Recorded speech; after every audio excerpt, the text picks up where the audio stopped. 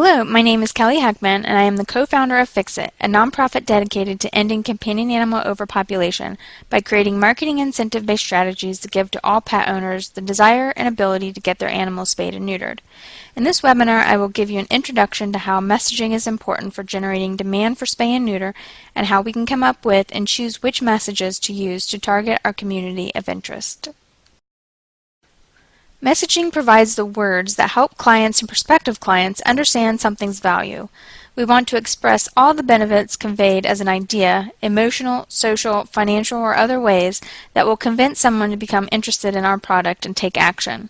With the deeper understanding of your target community you have developed, you can now use this information to develop what issues would make a connection for the people you are targeting. These messages will ultimately be used in the advertising promoting your program. For our purposes, you want to put a value on the product, which is spay and neuter, to target your community. From all the work you have done so far, you should have identified some important issues or ideals that people value that spay and neuter can provide, or challenges they face that spay and neuter can resolve. In general, these may include community, family, lifestyle, personal, or financial benefits. Our goal is to make the connection very simple. They have a problem and there is a solution that will produce results that will benefit them. And for you, that solution is spay and neuter.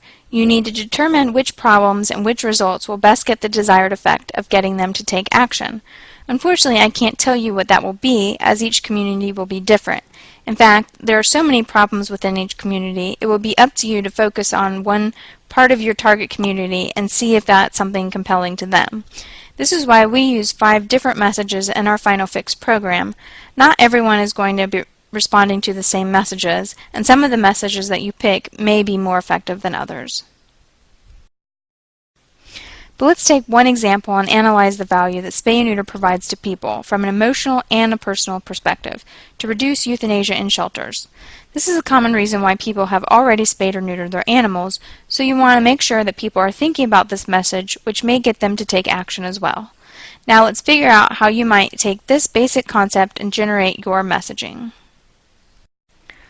During the Final Fix project, we actually did address the euthanasia rate in our messaging, and when we learned from the shelter staff that people in the community weren't too worried about the fate of a litter of cute puppies because they were all expected to find homes, who doesn't want an adorable puppy, we thought this was a good place to start. On St. Croix, people come in with boxes of puppies with a smile on their face and say, "Look what I brought you." These people are obviously completely unaware of the true fate. The reality is that 70% of juvenile dogs brought into the shelter are euthanized every year. Let's think about the issue we want to bring value towards, the need to reduce euthanasia, and start by mapping out some specific ways this issue manifests itself as specific problems in the community. Then think about how spay and neuter can prevent these problems associated with euthanasia. From there, we can begin to narrow down how we want to present our message.